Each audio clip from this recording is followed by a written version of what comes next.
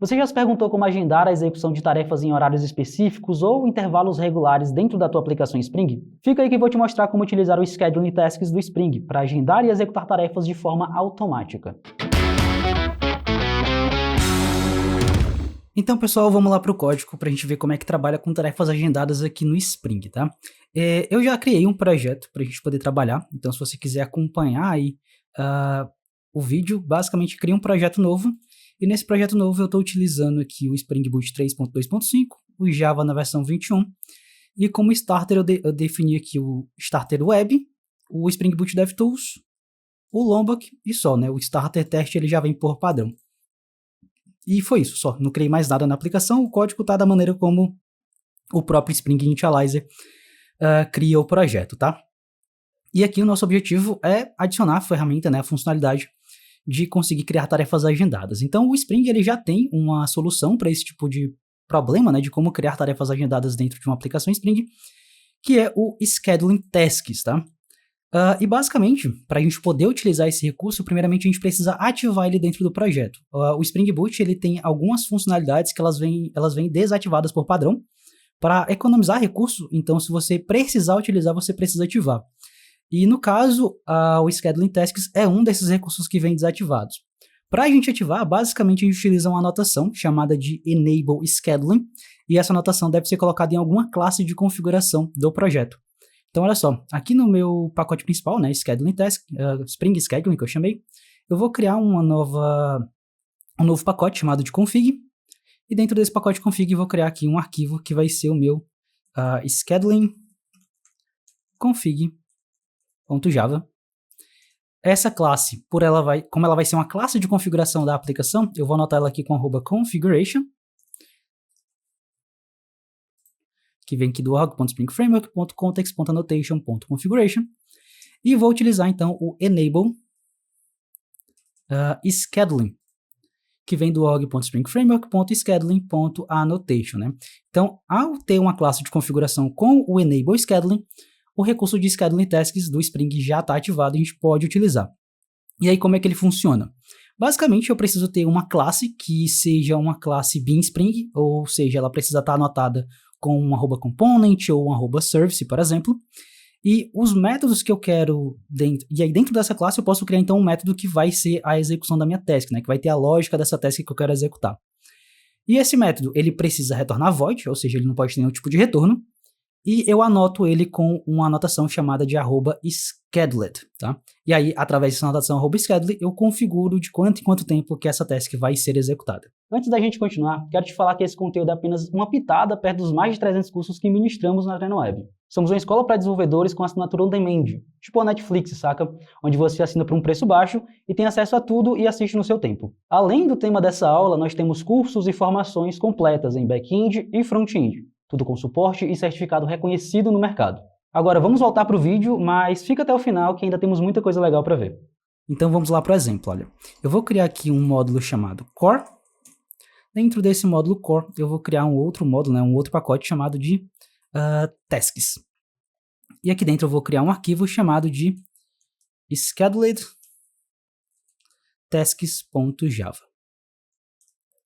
Então, como ela precisa ser um bin Spring, eu vou utilizar aqui o @component, né, do org.springframework.stereotype, e vou colocar aqui o meu método, né? Então, public void, vou chamar aqui esse método de taskExample, e basicamente o que eu vou fazer é um log, tá? Então, para eu não utilizar aqui o sysout, eu vou colocar a anotação SL4J, que é uma anotação do Lombok, tá? Eu não falei, mas eu também estou utilizando aqui o Lombok dentro desse projeto, tá? Coloquei como dependência. Se você não estiver utilizando o Lombok e mesmo assim quiser utilizar a ferramenta de log, basicamente o que você pode fazer é o seguinte. Então, deixa eu tirar aqui a anotação. Você pode colocar um private final logger, que vem aqui do org SL4J. Vou chamar de log.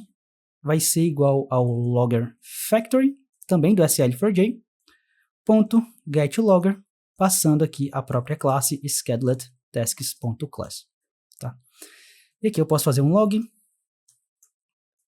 .info, e passar minha mensagem, por exemplo, task executada. Tranquilo? Como eu tenho o Lombok, eu não vou utilizar essa maneira manual de criar o logger, vou só utilizar aqui o @sl4j, né, que vai funcionar exatamente igual.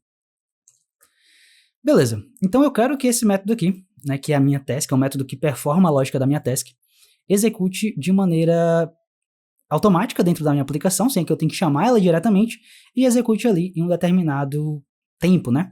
Então, eu utilizo aqui a anotação @scheduled. Ela vem aqui do org.springframework.scheduling.annotation. Essa anotação scheduler, ela recebe alguns parâmetros, tá? Ela pode receber alguns parâmetros, como por exemplo, cron, zone, fixed delay string, fixed rate string, initial delay e initial delay string. E todos eles servem justamente para controlar o tempo em que essa task vai ser executada. Então, olha só, eu vou criar aqui um private static final int, e eu vou chamar aqui de fixed delay. E eu vou definir ele como 5.000, tá? Então, esse 5.000 é porque é em milissegundos, tá? Então, 5.000 milissegundos vai dar o total de 5 segundos. E aqui no meu scheduled, eu vou passar a configuração chamada de fixed delay, igual a minha constante fixed delay. É só para eu não colocar esses valores diretamente, tá? Então, eu criei aqui uma constante para guardá-los.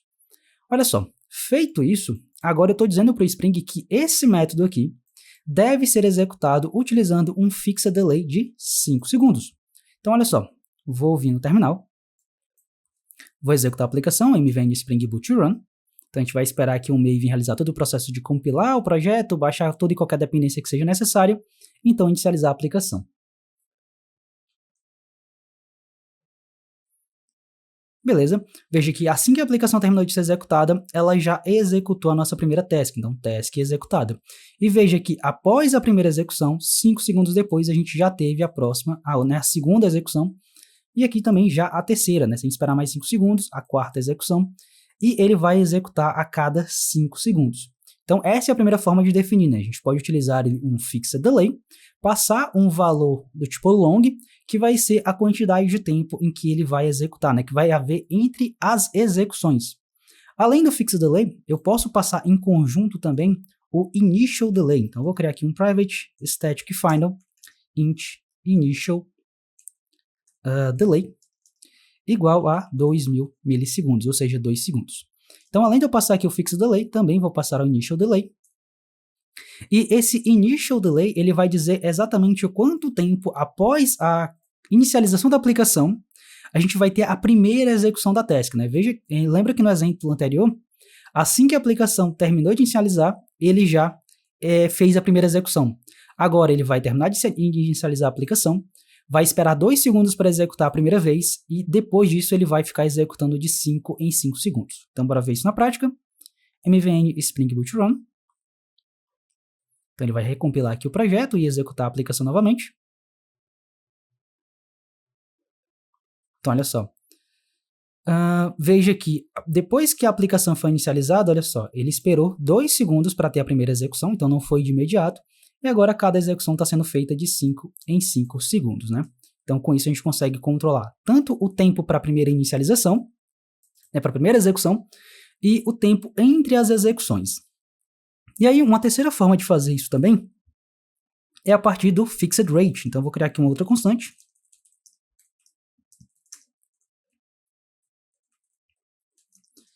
Vou chamar de fixed rate e vou colocar aqui 3.000 milissegundos, né? 3 segundos ao todo. Eu vou tirar aqui, no caso, o fixed delay e o initial delay e vou definir apenas o fixed rate.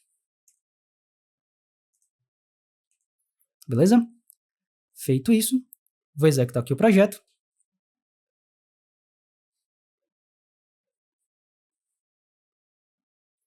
Vocês vão ver que o comportamento vai ser bem semelhante ao que a gente tinha com o fixed delay, tá? Então, olha só, ele executou a primeira vez assim que a aplicação inicializou, e agora ele está executando de 3 em 3 segundos. Né? Então, é basicamente ali a mesma coisa que a gente tinha com o fixed delay. Mas qual que é a diferença entre o fixed rate e o fixed delay? O fixed rate, você define um tempo fixo de execução entre as tasks, né? Então, aqui no caso, ele vai executar as tasks com um tempo fixo de 3 segundos, né? Então, a cada 3 segundos ele vai executar essa task. O Fixed Delay, ele define um tempo de espera desde a última execução. Então, ele executa uma vez, espera 5 segundos, aqui no nosso caso, e depois tem a próxima execução. Na prática, o que isso quer dizer? Quer dizer que o Fixed Rate não leva em consideração o tempo que a task demorou para executar, enquanto que o Fixed Delay, sim, leva em consideração o tempo que a task levou para executar. Então, vamos para um caso aqui, para um exemplo um pouco mais prático. Deixa eu definir isso aqui como um Fixed Delay. Então, olha só, Fixed Delay. E antes de executar o meu log, eu vou chamar aqui um thread.sleep. E eu vou definir aqui private static final int sleep de 2000 milissegundos.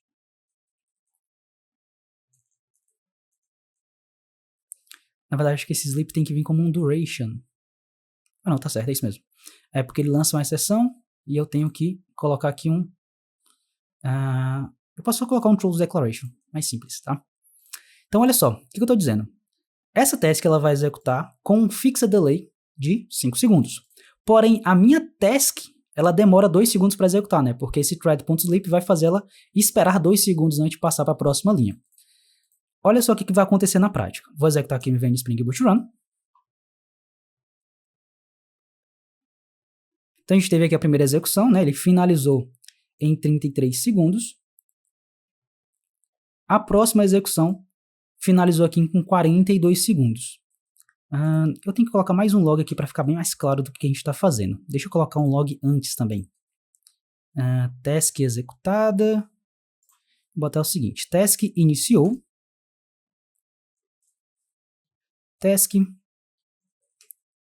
terminou. Acho que assim vai ficar melhor para a gente conseguir ver isso. Então, vamos lá.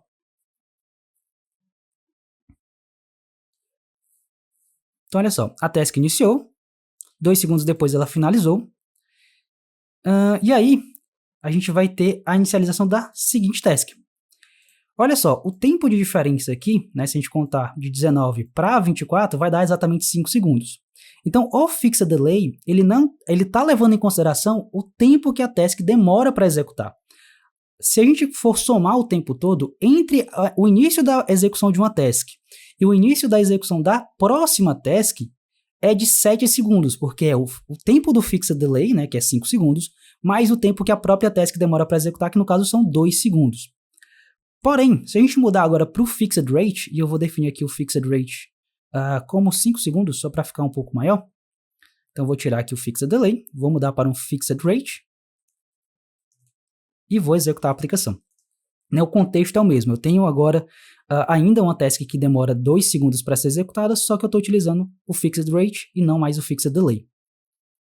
Então, olha só, a task iniciou, demora 2 segundos para executar. Vamos ver aqui a seguinte execução. Se eu observar, olha só, a primeira execução ela terminou no segundo 23. E a segunda execução ela começou no segundo 26, ou seja, entre a primeira execução, entre o término da primeira execução e o início da segunda execução, foram de apenas 3 segundos. Isso porque o Fixed Rate não leva em consideração o tempo que a task demora para executar, tá? Então, na prática, o que eu tenho aqui é o tempo de diferença entre o início da primeira execução e o início da segunda execução é de 5 segundos ainda, tá? Então, ele se mantém esse tempo de 5 segundos entre o início das execuções, porque ele não leva o tempo que ela demora para executar. Então, essa aqui é a diferença entre Fixed Rate e Fixed Delay. Então, isso aqui é algo que você tem que tomar cuidado, tá? Ao utilizar essas duas configurações. Por quê? Imagina só que você está utilizando um Fixed Rate de 10 segundos, por exemplo. Só que tua task, ela demora 15 segundos para executar. Então, antes de uma task terminar, a próxima já vai querer executar. E principalmente se essa task realiza operações no banco de dados, ou então faz um envio de e-mail, ou consome uma API, por exemplo, ela faz alteração de estado em algum local, você pode acabar tendo um comportamento inesperado, porque você pode ter uma task que não terminou de executar e uma outra task que começou a executar tentando mexer na mesma coisa, né? Tentando fazer uma mesma requisição, tentando alterar uma mesma tabela do banco de dados, por exemplo, tá? Então, essa aqui é a diferença. Eu vou tirar aqui esse thread e esse primeiro log. Vou deixar apenas aqui esse login a task terminou. E para a gente finalizar aqui falando sobre Scheduled Tasks, a gente vai falar sobre uma outra configuração, que é a de cron, tá? Então, se eu vim aqui em Scheduled, a gente tem aqui o cron. Esse cron serve para a gente poder definir a execução das nossas tasks utilizando uma cron expression, tá? E o que vem a ser uma cron expression? Cron expression é um termo que vem aí de ambientes Linux, tá? No Linux a gente tem uma ferramenta chamada de crontab. Esse crontab, ele é basicamente uma ferramenta que permite trabalhar com tarefas agendadas dentro do sistema operacional. Então você pode utilizar o crontab para, por exemplo, dizer que um determinado script vai ser executado X vezes por dia ou em um determinado horário do dia. E a maneira como você configura isso é utilizando uma cron expression. E uma cron expression se parece mais ou menos com isso aqui, tá? Então ali são alguns parâmetros, né, que você coloca entre espaços e cada um deles vai ter um significado. Então com isso você consegue dizer que a execução ela vai acontecer 8 horas da manhã todos os dias, por exemplo. Aqui no caso do Spring, ele utiliza uma cron-like expression, né? Não necessariamente uma cron expression, porque a cron expression nativa do Linux, ela não consegue, por exemplo, controlar o segundo especificamente. Aqui a do Spring, ela se assemelha às cron expressions do Linux, mas ela tem funcionalidades a mais. E aqui, novamente, a gente tem esses parâmetros e cada um significa uma coisa. Então, o primeiro parâmetro é segundo, o segundo parâmetro é minuto, o terceiro é hora, o quarto é dia do mês, o quinto é o mês e por fim a gente tem o dia da semana, tá? Para a gente poder ver aqui na documentação de maneira mais interessante, eu vou fazer o seguinte. Deixa eu copiar isso aqui. Eu estou copiando aqui o Full Qualified Name da anotação Scheduled, tá? Deixa eu vir no navegador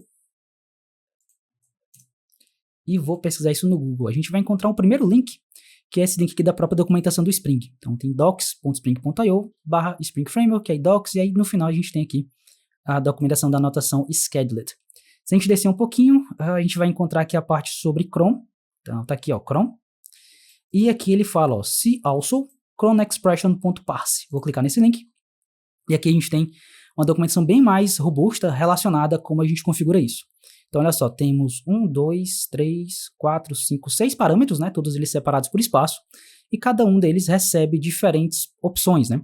Então, a primeira vai representar o segundo, que posso colocar valores de 0 até 59, depois minuto, também de 0 a 59, hora de 0 a 23, depois dia do mês de 1 a 31, o mês de 1 a 12, ou eu posso colocar aqui por extenso, né? Só que utilizando no máximo 3 caracteres, então, Jan para janeiro, Dec para dezembro, por exemplo.